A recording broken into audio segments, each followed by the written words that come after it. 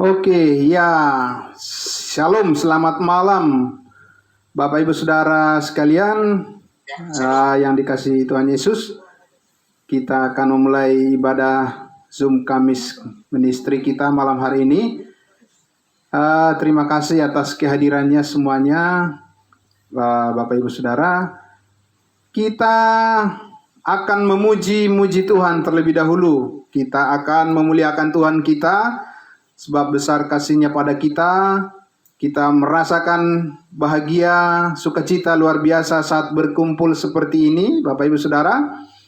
Kita dipersatukan oleh Tuhan kita di dalam kasih-Nya untuk damai sejahtera-Nya kita bersama-sama. Dan kita terlebih dahulu mengangkat pujian kita yang girang-girang saja. Kita bersukacita ya malam hari ini. Hari ini kurasa bahagia. Amin. Amin. Mari saya putarkan dulu. Oke, musiknya. Mari Bapak Ibu Saudara. Hari ini kurasa bahagia berkumpul bersama saudara seiman. Amin.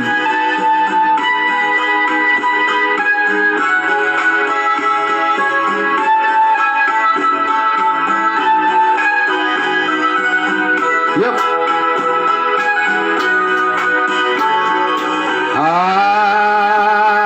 Hari ini ku rasa bahagia berkumpul bersama saudara seiman.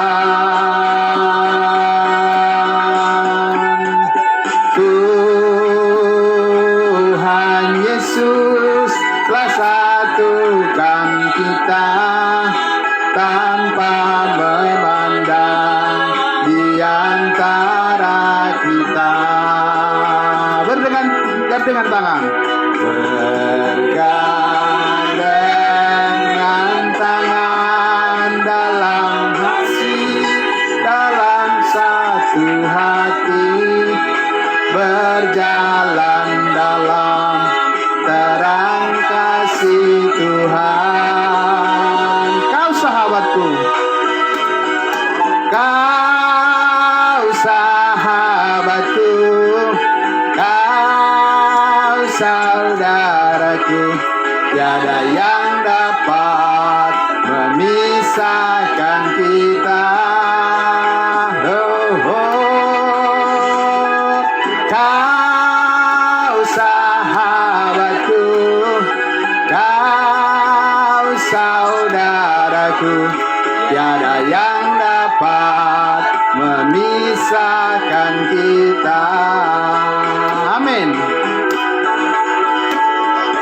Hari ini ku rasa bahagia berkumpul bersama saudara seiman.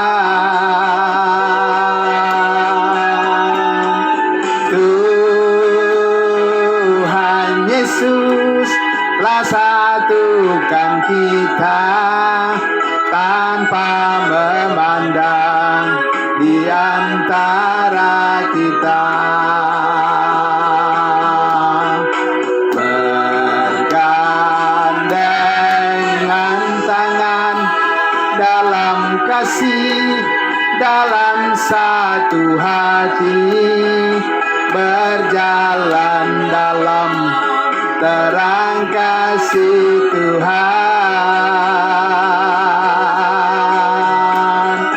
Kau sahabatku, kau saudaraku, tiada yang dapat memisahkan kita. Oh, oh. Kau sahabatku, kau saudaraku, tiada yang dapat memisahkan kita. Tiada yang sahabat sahabatku, kau saudaraku, tiada yang dapat memisahkan kita. Oh, oh, kau sahabatku, kau saudaraku, tiada yang dapat memisahkan kita. Tiada yang dapat, tiada yang dapat memisahkan kita.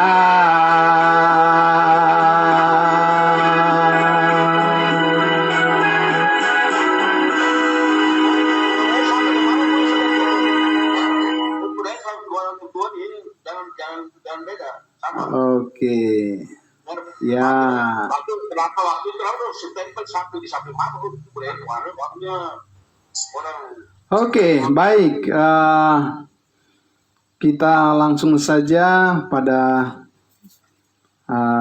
pokok doa kita, menyampaikan pokok-pokok doa kita, Bapak Ibu Saudara.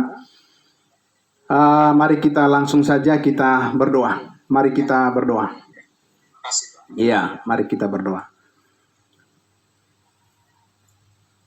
Kami sangat bersyukur Bapa di dalam surga, Tuhan kami Yesus Kristus yang sungguh baik, amat baik kepada kami semua.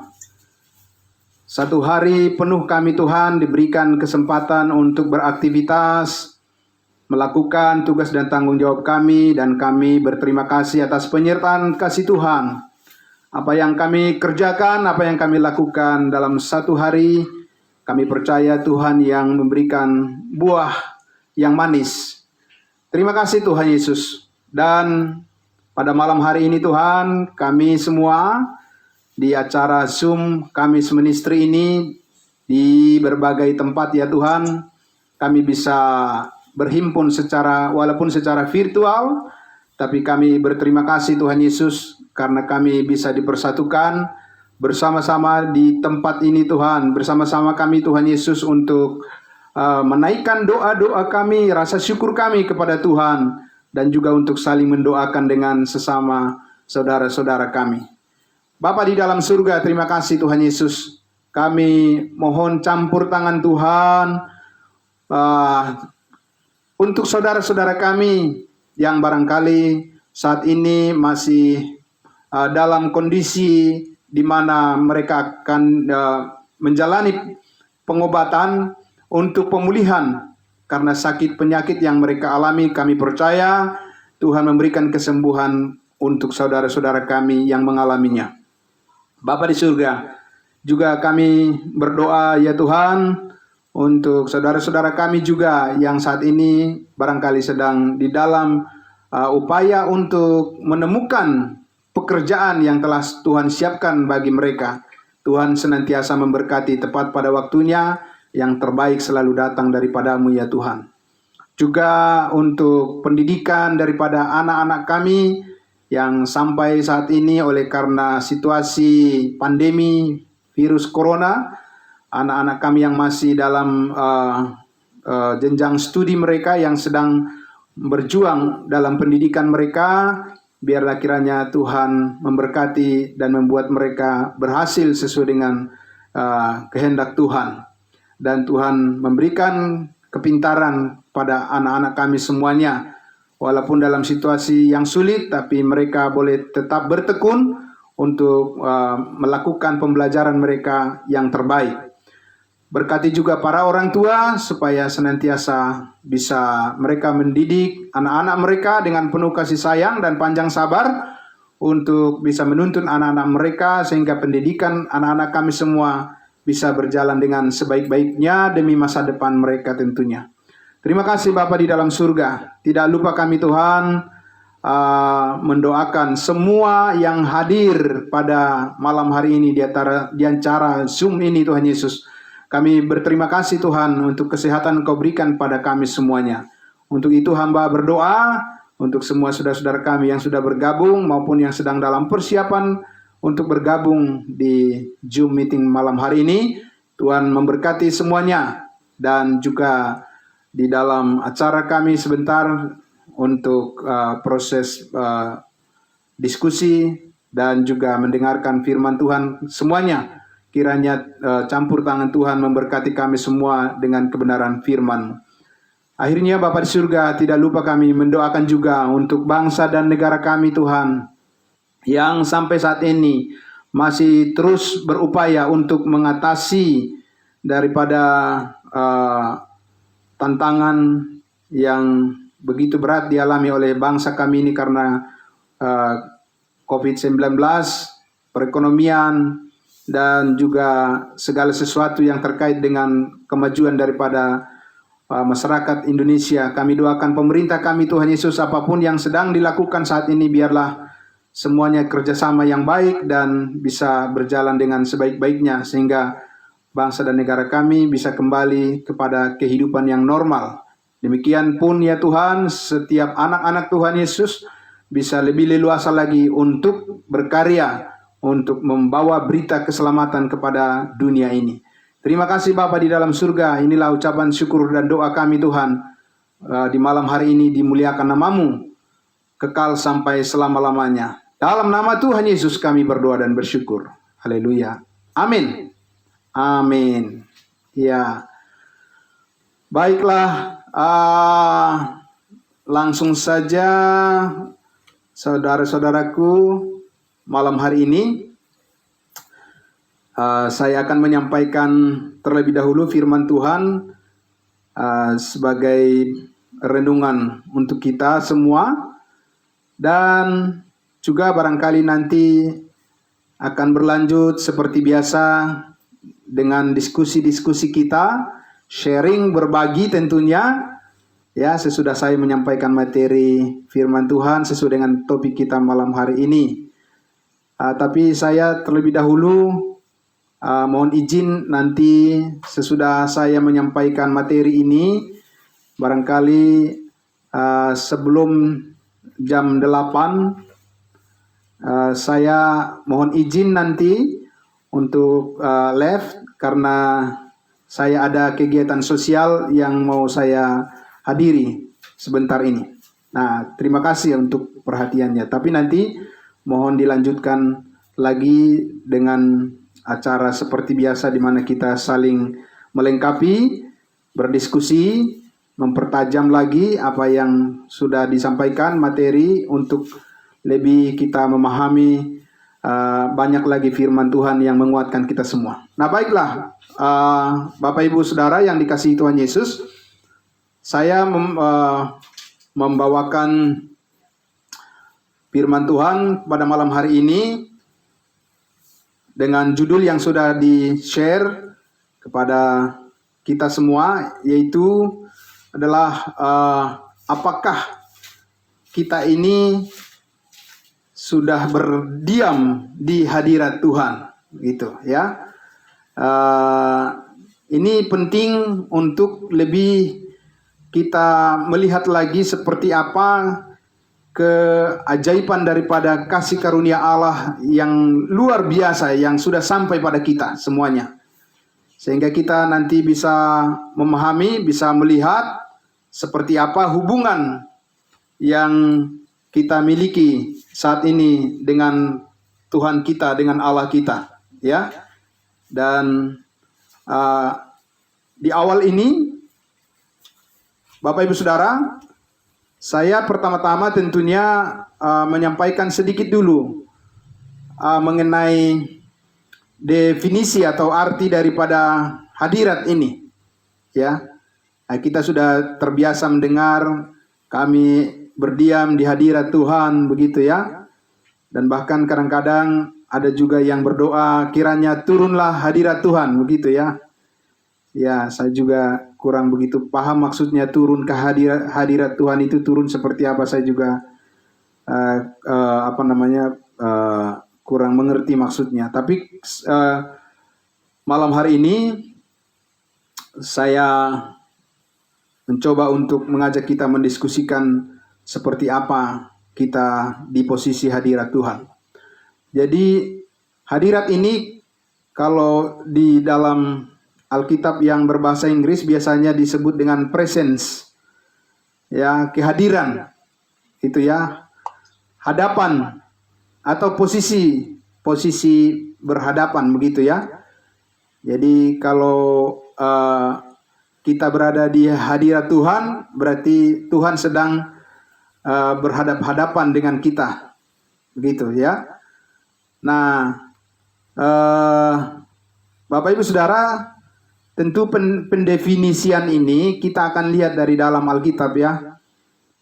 Lebih mantap, lebih bagus kalau kita lihat sendiri seperti apa Alkitab menyatakan tentang hadirat Tuhan ini, ya. Kita lihat dulu di dalam Kejadian pasal 3, Bapak Ibu Saudara. Kejadian pasal 3. Kejadian pasal 3 ayatnya yang ke-8. Nah, Kejadian pasal 3 ini kita tahu di sini manusia sudah jatuh ke dalam dosa.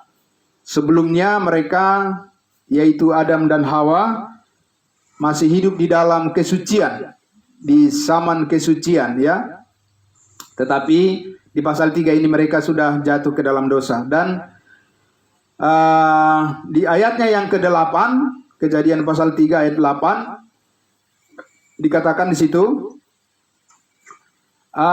ketika mereka mendengar bunyi langkah Tuhan Allah yang berjalan-jalan dalam taman itu, pada waktu hari sejuk, bersembunyilah manusia dan istrinya itu terhadap Tuhan Allah di antara pohon-pohonan dalam taman. Jadi sesudah Adam jatuh ke dalam dosa dan Hawa juga, mereka menjadi takut berhadapan dengan Allah. Jadi mereka takut karena dosa berada di hadirat Tuhan. Jadi rupanya dosa itu menghalangi manusia untuk berada di hadirat Tuhan, di hadapan Tuhan. Karena Tuhan tentunya benci kepada dosa. Nah, jadi di sini dikatakan bahwa Adam dan Hawa, sesudah mereka tahu bahwa mereka telah berdosa, mereka telah berbuat dosa, lalu mereka bersembunyi dari hadapan Tuhan. Mereka lari di antara pohon-pohonan yang ada di taman itu. Ya, mereka menjauh dari hadirat Tuhan. Mereka menjauh dari hadapan Tuhan. Ya. Nah, kemudian kita lihat lagi di Kejadian pasal 4, lanjut lagi di pasalnya yang keempat, ayatnya yang ke-15. Ini terkait dengan Kain. Ya. Kita lihat di ayat 15, firman Tuhan kepadanya, nah ini setelah Kain membunuh adiknya Habel, ya. Ini juga karena dosa yang diperbuatnya. Kemudian firman Tuhan di ayat 15, firman Tuhan kepadanya, sekali-kali tidak, barang siapa yang membunuh Kain akan dibalaskan kepadanya 7 kali lipat. Kemudian Tuhan menaruh tanda pada Kain supaya ia jangan dibunuh oleh barang siapapun yang bertemu dengan dia. Ayat 16, lalu Kain pergi dari hadapan Tuhan, pergi dari hadirat Tuhan, pergi menjauh dari hadirat Tuhan, dari hadapan Tuhan, ya, dan ia menetap di tanah Nod di sebelah timur Eden, ya. Nah, itu yang kita lihat di awal penciptaan, bagaimana awalnya Tuhan begitu kuat relationship-nya, hubungannya dengan manusia, ya, di Taman Eden, sebelum manusia itu jatuh ke dalam dosa. Tetapi sesudah jatuh ke dalam dosa, kemudian apa yang terjadi? Manusia tidak sanggup berada lagi, bertahan di hadirat Tuhan, di hadapan Tuhan. Ya, kita lihat melarikan diri, menjauh, karena bertentangan dengan posisi kekudusan daripada Tuhan itu sendiri. Ya, dosa menjauhkan manusia dari Tuhan Allah. Nah, sekarang Bapak Ibu Saudara, saya mengajak kita untuk melihat Mazmur. Ya, Mazmur 51, bagaimana Daud menggambarkan keberadaan dirinya dan seperti apa dia di hadirat Tuhan. Oke, Mazmur 51 ayatnya yang ke-9. Dari ayat 9 ya, Bapak Ibu Saudara. Ya, mudah-mudahan semua peserta pada malam hari ini ada memegang Alkitab ya, karena saya untuk materi malam hari ini, oleh sebab ada kesibukan yang sangat padat, saya belum sempat membuat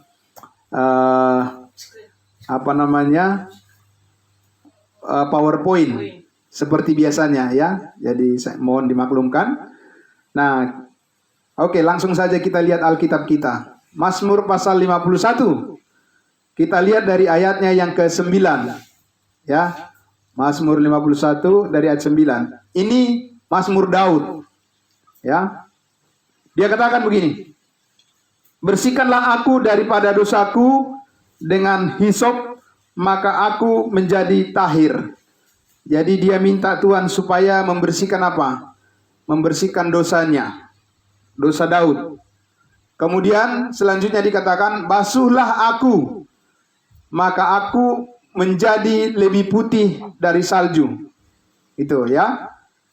Kemudian ayatnya yang ke-11. Sembunyikanlah wajahmu terhadap dosaku. Ya, karena Tuhan tidak mau melihat dosa secara khusus Daud ini, karena dia melakukan persinahan dengan Batseba. Jadi Daud mengatakan, sembunyikanlah wajahmu, wajah Tuhan terhadap dosaku, kata Daud. Kemudian dia katakan, hapuskanlah segala kesalahanku. Jadi dia minta dosa-dosanya dihapuskan, ya, karena dosa-dosa itu menjauhkan dia dari hadirat Tuhan, dari hadapan Tuhan. Kemudian ayatnya yang ke-12, jadikanlah hatiku tahir, ya Allah, dan perbaharuilah batinku dengan roh yang teguh. 13, janganlah membuang aku dari hadapanmu. Ya, Bapak Ibu Saudara perhatikan kata-kata Daud ini.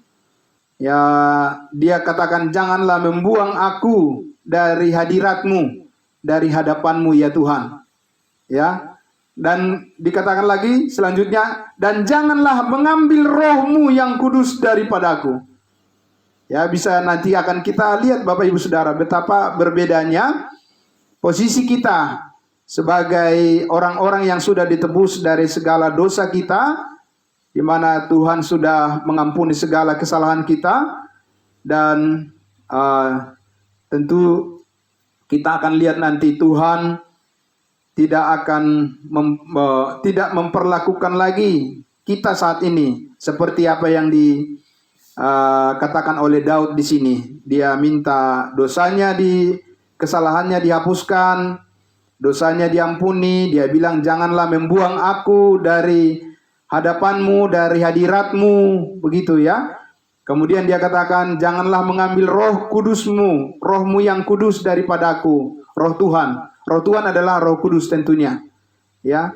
Jadi dari sini kita lihat bahwa posisi daripada roh kudus itu yang dipahami oleh Daud adalah bukan secara permanen ada di dalam dirinya. Itu yang diketahui oleh Daud di sini.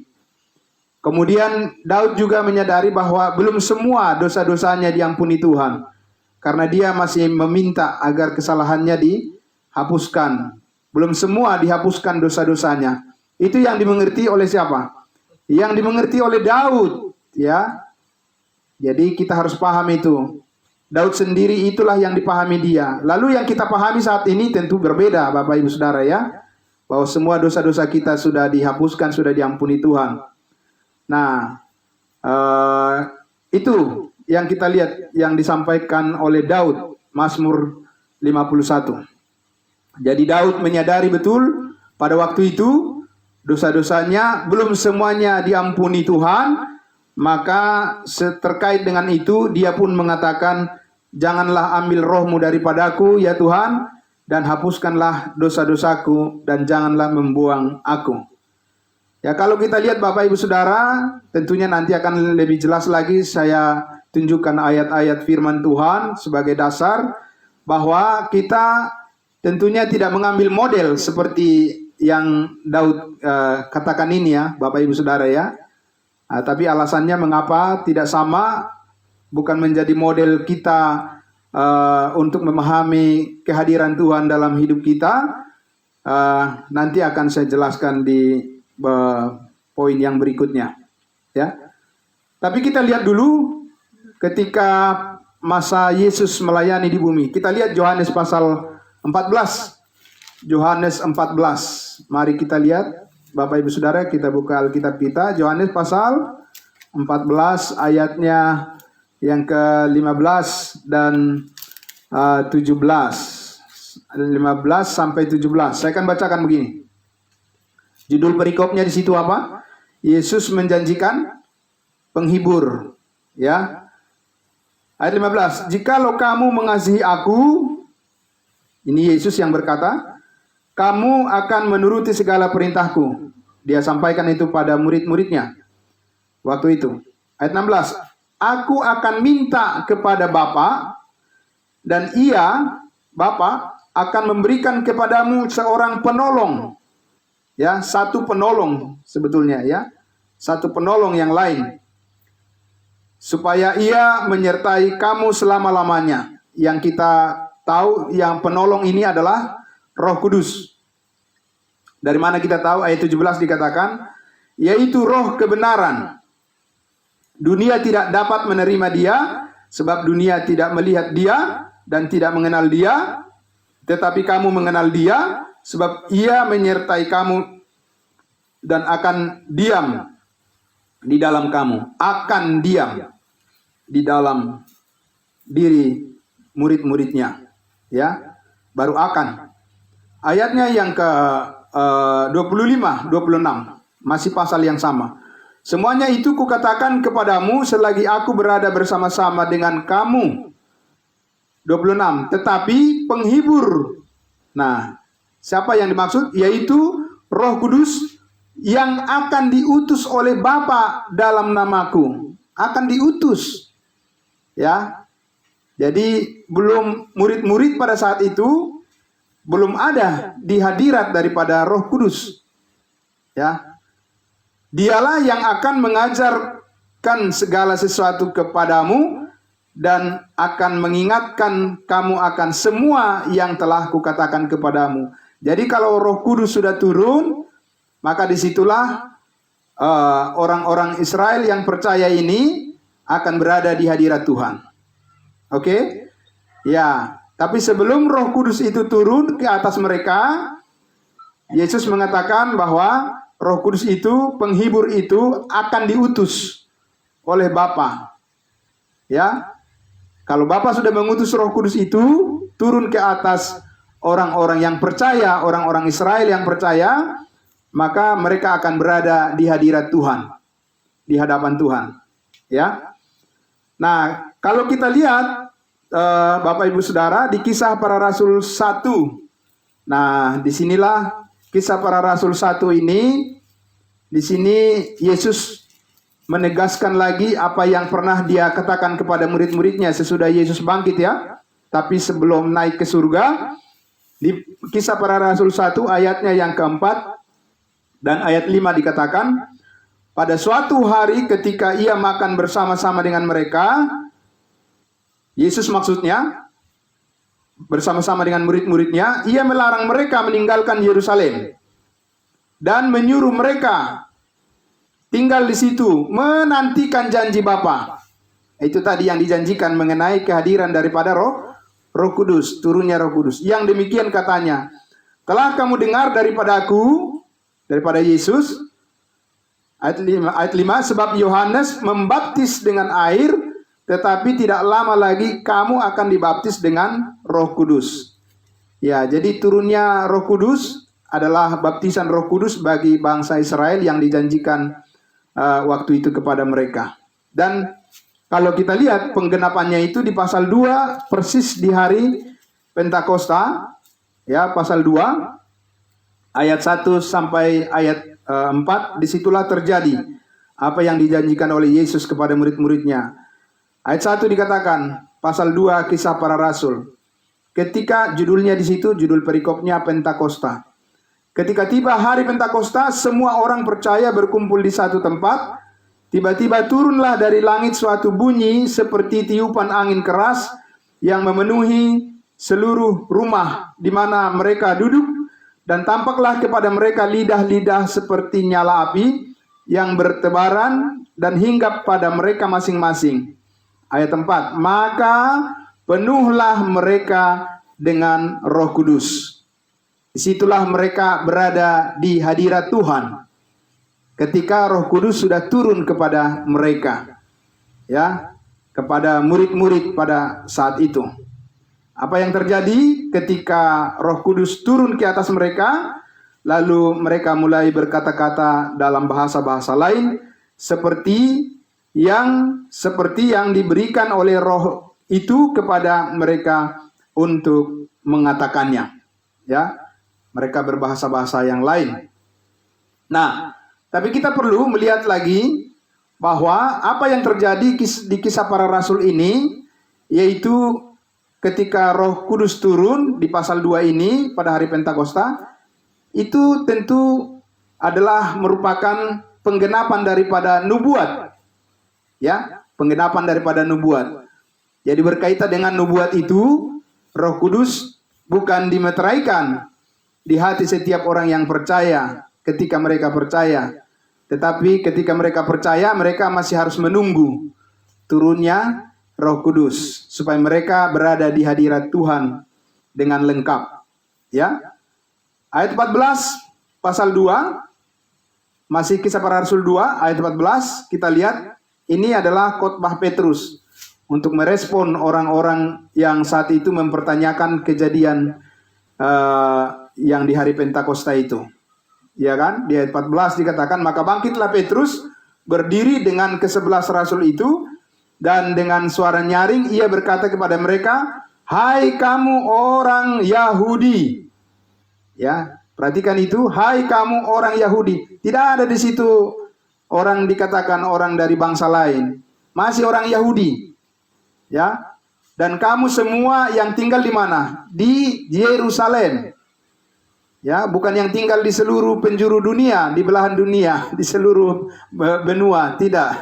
Tapi ini Petrus berbicara kepada orang Israel, orang Yahudi yang tinggal di mana? Di Yerusalem. Ketahuilah dan camkanlah perkataanku ini, orang-orang ini tidak mabuk seperti yang kamu sangka karena hari baru pukul 9. Karena orang di situ menyangka bahwa yang terjadi itu ya, kegerakan daripada Roh Kudus itu, ada yang bilang bahwa mereka sedang mabuk. Jadi Petrus menyangkal anggapan itu.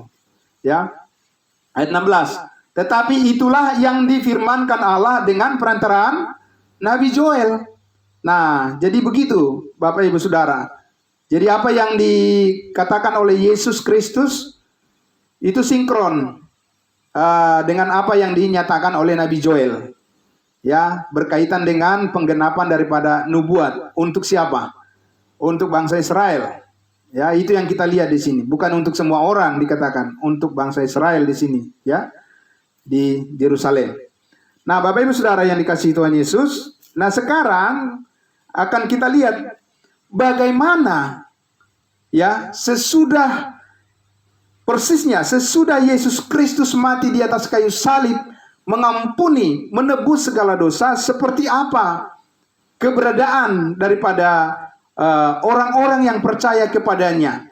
Ya, seperti apa kita di hadirat Tuhan? Seperti apa kehadiran Tuhan di dalam hidup kita? Ya, apakah kehadiran Tuhan adalah seperti yang tadi kita lihat, kadang Roh Kudus datang, kemudian Roh Kudusnya juga tidak menetap, sehingga Daud harus berdoa, janganlah ambil rohmu daripadaku, atau juga Daud mengatakan, hapuskanlah dosa-dosaku.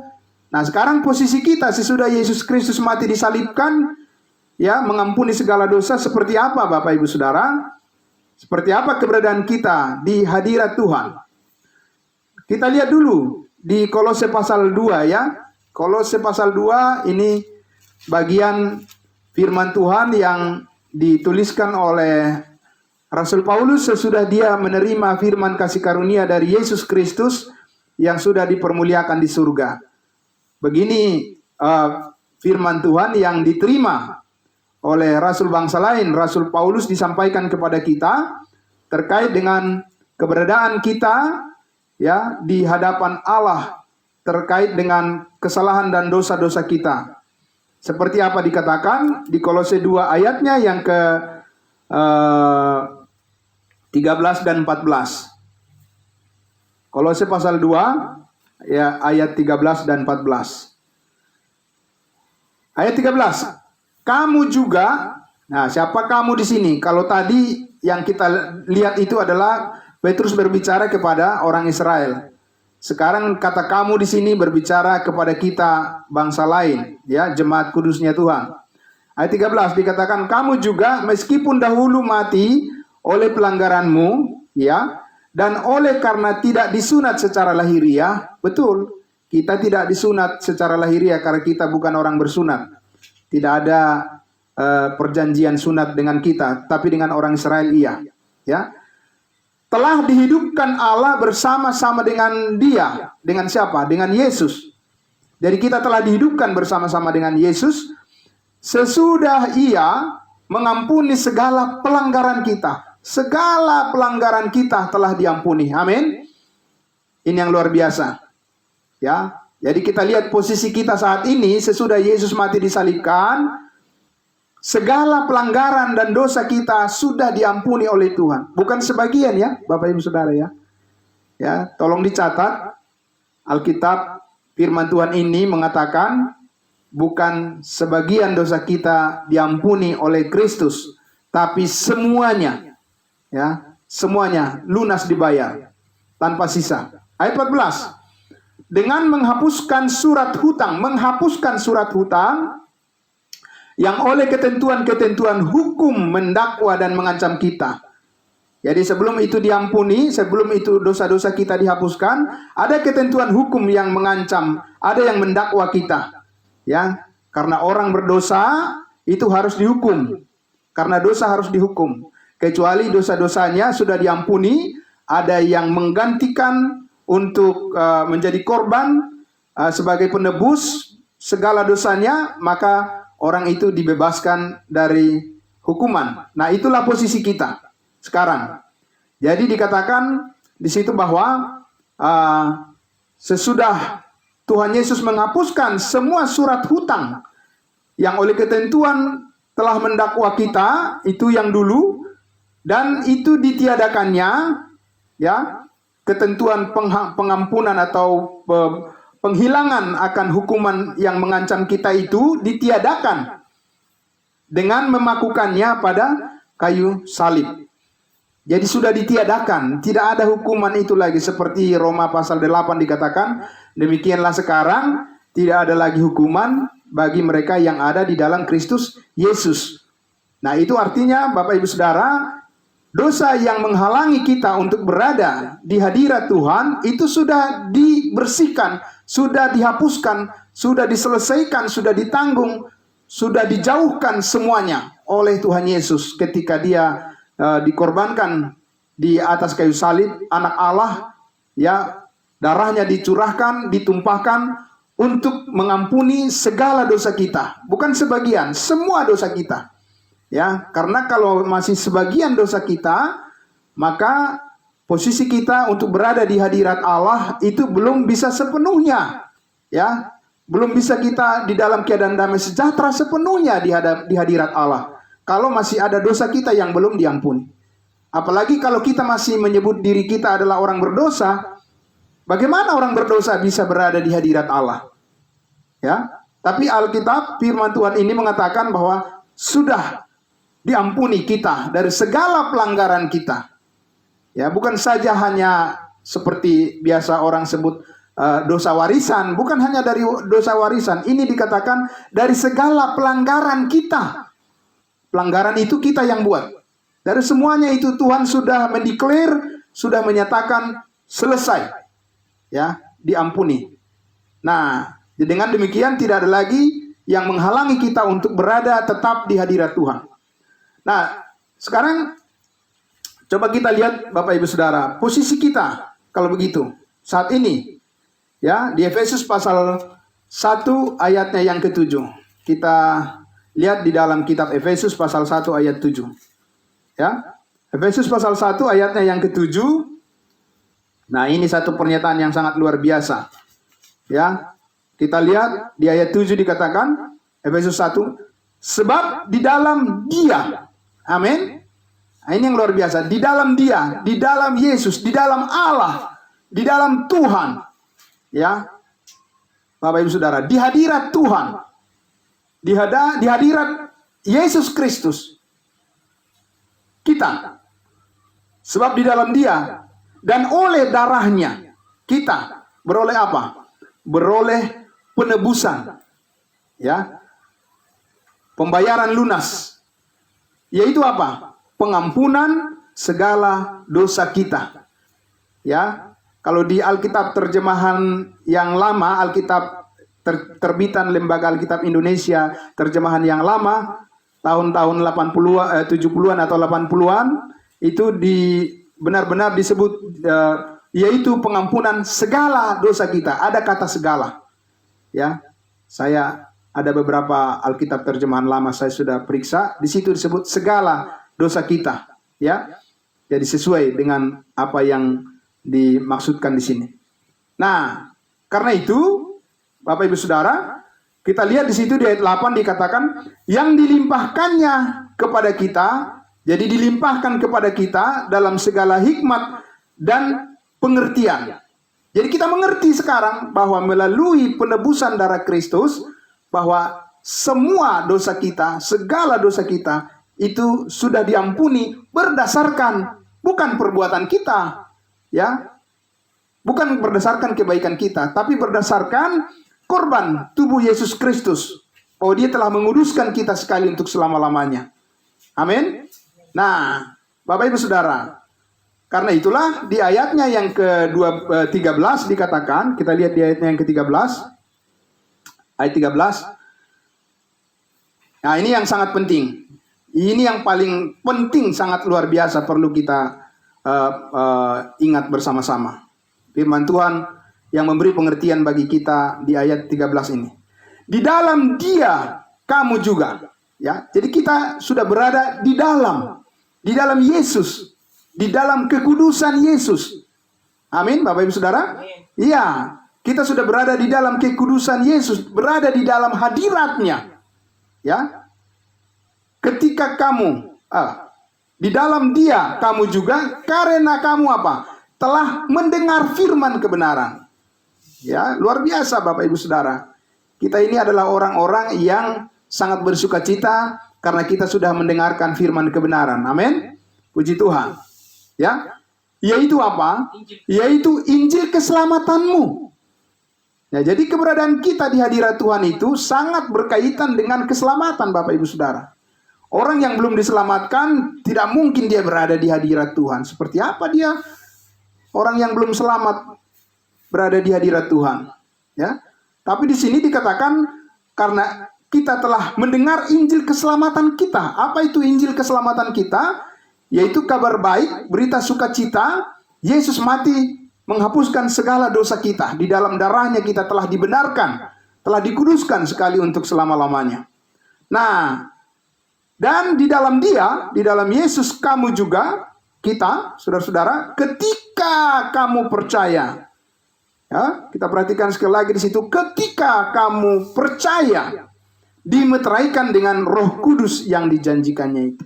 Jadi ketika kita percaya, langsung Roh Kudus dimeteraikan, ya, di dalam diri kita, dalam kehidupan kita. Itu adalah sebuah meterai Roh Kudus itu, Bapak Ibu Saudara. Kita langsung berada di hadirat Tuhan, berada di hadapan Tuhan tanpa batas. Artinya bahwa kita ini sudah betul-betul sempurna berada di dalam Tuhan. Kita ini adalah orang-orang yang sudah berada di dalam Tuhan. Dalam Tuhan yang Maha Kudus. Karena oleh darahnya kita telah dikuduskan dari segala dosa kita. Kita disucikan sekali untuk selama-lamanya. Nah, di ayat 14 itu, sampai kapan kita berada di hadirat Tuhan, Bapak Ibu Saudara? Sampai kapan kita berada di hadapan Tuhan? Ya, ayat 14. Dan Roh Kudus itu adalah jaminan bagian kita sampai kita memperoleh seluruhnya, yaitu penebusan yang menjadikan kita milik Allah untuk memuji kemuliaannya. Sampai kapan kita berada di hadirat Tuhan, Bapak Ibu Saudara? Sampai selama-lamanya. Sampai kita bertemu dengan Tuhan. Sampai Tuhan Yesus datang menjemput kita di awan-awan. Maka kita ini tidak pernah lagi seperti yang dikatakan Daud tadi. Janganlah kiranya menjauhkan wajahmu daripadaku. Janganlah berpaling daripadaku.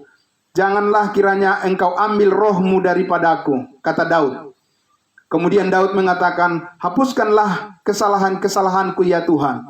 Ya, saat ini sungguhlah berbeda.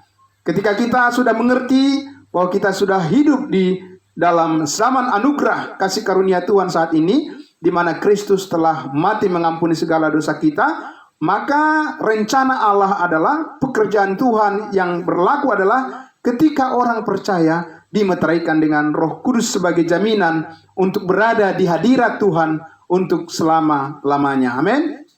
Itu yang sangat luar biasa. Kita lihat lagi di pasal 4 ayatnya yang ke-30. Pasal 4 ayatnya yang ke-30.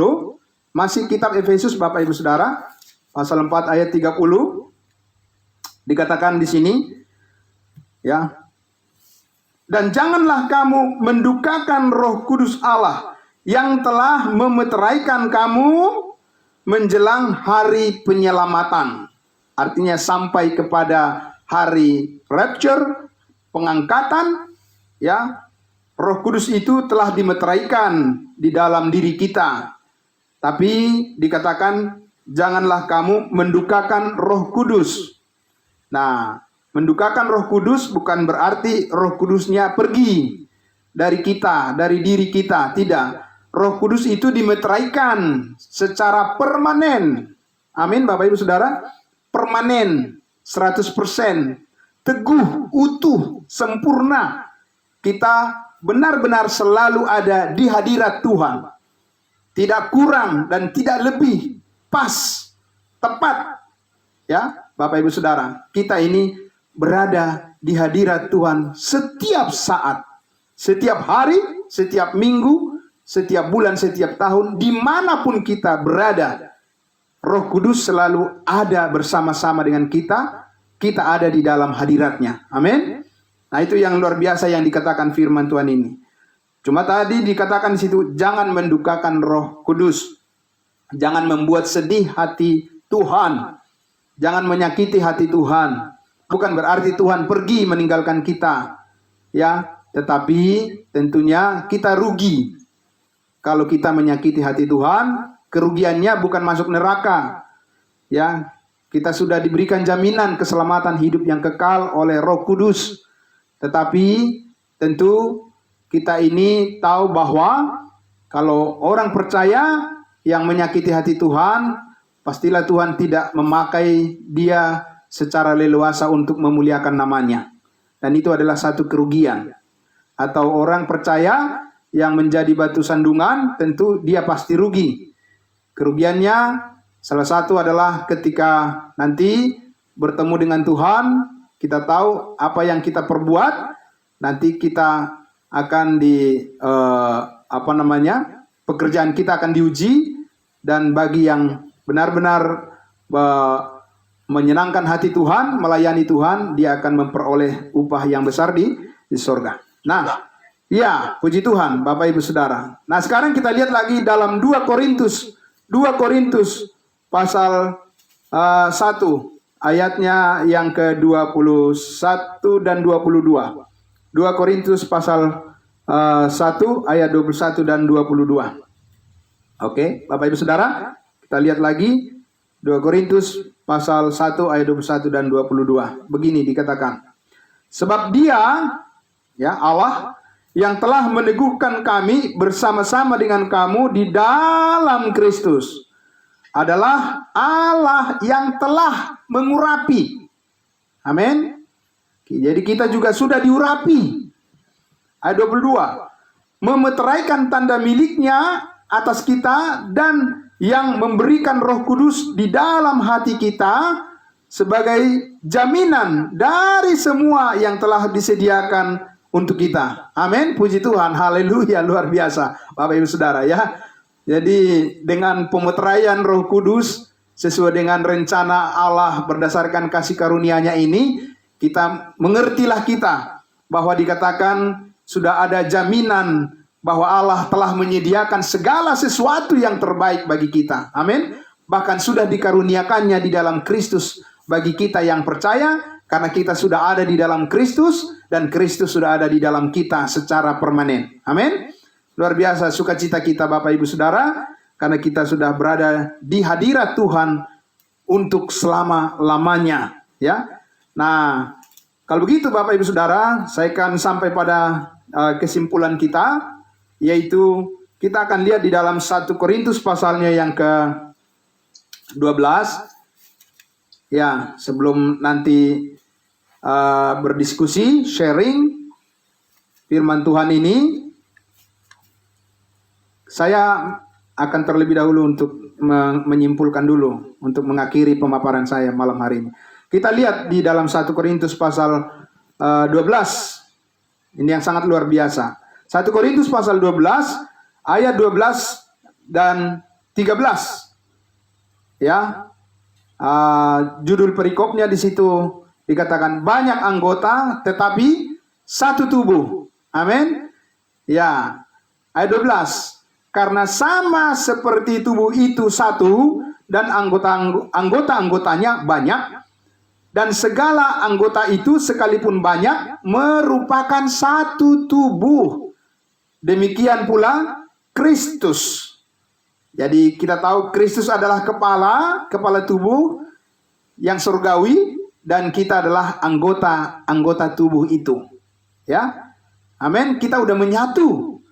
Ya, kita sudah dimeteraikan dengan Roh Kudus dan kita sudah ada di hadirat Tuhan untuk selamanya. Ayat 13. Sebab dalam satu roh kita semua, baik orang Yahudi maupun orang Yunani, baik budak maupun orang merdeka, artinya tidak ada perbedaan lagi, ya, tidak ada perbedaan suku, bangsa, warna kulit, bahasa dan lain sebagainya, tetapi dikatakan telah dibaptis menjadi satu tubuh. Amin. Ini yang luar biasa. Jadi kita menjadi satu tubuh, tidak bisa dipisahkan lagi satu dengan yang lain. Amin, Bapak Ibu Saudara. Itulah pemahaman pengertian kita tentang kesatuan kita di dalam Kristus. Kita satu tubuh dan kita semua, lanjut lagi terakhir ayat di bagian ayat ini, kalimat terakhir, dan kita semua diberi minum dari satu roh. Amin. Luar biasa Bapak Ibu Saudara. Ya. Jangankan dengan Tuhan, ya, dengan sesama kita saja, orang-orang yang benar-benar sudah diselamatkan, orang-orang yang sudah benar-benar dimeteraikan dengan Roh Kudus, kita saja dengan kita, antara kita dengan kita sebagai anggota tubuh, itu tidak bisa berpisah. Tidak bisa dipisahkan oleh kuasa apapun, oleh kuasa di udara, kuasa maut dan apapun, tidak bisa kita dipisahkan dari kasih Kristus yang sudah mempersatukan kita di dalam tubuhnya. Amin. Oh, puji Tuhan, luar biasa. Nah, Bapak Ibu Saudara, satu ayat lagi, sebelum yang terakhir kita lihat di ayatnya yang ke-27. Masih 1 Korintus 12 tadi ayat 27. Ya. Apa dikatakan di situ? Kamu semua adalah tubuh Kristus. Ya. Dan kamu masing-masing adalah anggotanya. Luar biasa. Ya, anggota daripada tubuh Kristus. Kristus Tuhan, Kristus Allah kita, di mana kita sudah menjadi anggota tubuhnya, berada di hadiratnya, di hadirat Tuhan untuk selama-lamanya. Ya, hadirat Tuhan tidak pernah jauh dari kita lagi. Amin, Bapak Ibu Saudara. Ya, amin. Kalau kita ingin lebih diyakinkan lagi, Seperti apa itu? Maka kita bacalah ayat-ayat firman Tuhan yang sudah saya sampaikan tadi, menegaskan, membuktikan, meyakinkan kita 100% benar bahwa kita ini sudah berada di hadirat Tuhan untuk selama-lamanya, dan hadirat Tuhan tidak pernah jauh dari kita. Kita pun tidak pernah jauh dari hadirat Tuhan. Karena kita sudah satu dengan Tuhan, dan Tuhan sudah satu dengan kita. Dia adalah kepala tubuh dan kita adalah anggotanya. Luar biasa Bapak Ibu Saudara, ya. Nah, itu sebabnya di ayat terakhir Roma pasal 5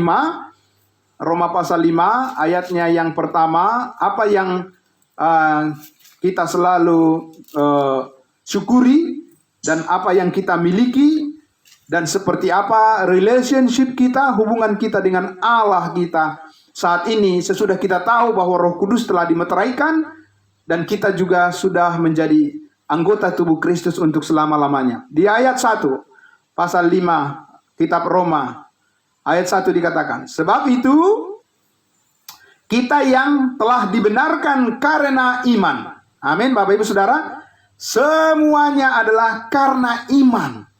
Ya, bukan karena usaha, bukan karena perbuatan, bukan karena apapun kehebatan, kelebihan daripada kita. Tidak ada. Semuanya adalah karena iman. Kita telah dibenarkan karena iman. Kita hidup dalam apa? Dalam damai sejahtera dengan Allah. Amin. Ini yang luar biasa. Kita berada di hadirat Tuhan, kita selalu hidup dalam damai sejahtera, ya. Oleh karena siapa? Oleh karena Tuhan kita Yesus Kristus. Puji Tuhan. Bapak Ibu Saudara, karena itulah Paulus mengatakan bahwa dia katakan, bersukacitalah senantiasa di dalam Tuhan. Amin. Sekali lagi kukatakan, Paulus katakan, bersukacitalah, mengucap syukurlah dalam segala hal. Puji Tuhan. Karena Bapak Ibu Saudara, dalam situasi apapun, ya, dunia yang kita hadapi saat ini, dunia memang pasti berubah-ubah, tetapi kasih Allah tidak pernah berubah atas hidup kita. Karena Roh Kudus telah dimeteraikan di dalam hati kita, maka kita selalu bisa merasakan damai sejahtera Tuhan. Damai sejahtera Tuhan yang luar biasa terus meyakinkan kita bahwa hidup kita ini akan dipakai oleh Tuhan untuk memuliakan Dia. Amin. Itulah Bapak Ibu Saudara yang bisa saya sampaikan pada malam hari ini dalam pembahasan topik kita, yaitu apakah kita sudah berada di dalam hadirat Tuhan? Amin. Apa yang kita alami sebab kita berada di hadirat Tuhan, damai sejahteranya. Amin. Berapa lama kita berada di hadirat Tuhan? Selama-lamanya. Dan selama-lamanya juga damai sejahteranya selalu menyertai kita. Amin. Saya kira itu dulu yang saya sampaikan Bapak Ibu Saudara yang dikasihi Tuhan Yesus. Saya mengucapkan banyak terima kasih atas kehadiran semuanya pada malam hari ini. Dan saya mengharapkan nanti boleh diteruskan untuk berdiskusi, untuk sharing. Namun saya ajak kita menutup di dalam doa dulu untuk materi yang sudah saya sampaikan, firman Tuhan yang sudah kita dengarkan bersama. Mari kita berdoa. Segala puji dan hormat, terima kasih bagimu Bapa di dalam surga, Tuhan kami yang luar biasa. Engkau tidak pernah jauh dari kami. Kami selalu berada di dalam hadirat-Mu ya Tuhan. Sejak Engkau memeteraikan kami dengan Roh Kudus-Mu, maka kami berada di hadapan-Mu selama-lamanya, dan Engkau tidak pernah menjauh, tidak pernah meninggalkan kami. Firman-Mu adalah jaminan yang pasti, jaminan yang kekal, dan kami terima itu melalui iman kepadamu ya Bapa. Terima kasih untuk berkat Tuhan. Malam hari ini sungguh luar biasa bagi kami semua. Berkati semuanya yang mendengarkan pada malam hari ini. Biarlah hidup kami semakin diberkati oleh Tuhan, dipakai oleh Tuhan untuk memuliakan-Mu, memberitakan berita keselamatan kepada semua orang dengan hati yang sungguh-sungguh karena rindu memuliakan-Mu Bapa di surga atas kebaikan-Mu. Terima kasih Bapa, di dalam nama Tuhan Yesus kami berdoa dan bersyukur. Haleluya. Semua kita yang percaya berkata, amin. Amin. Puji Tuhan. Terima kasih. Puji Tuhan. Amin. Iya, amin.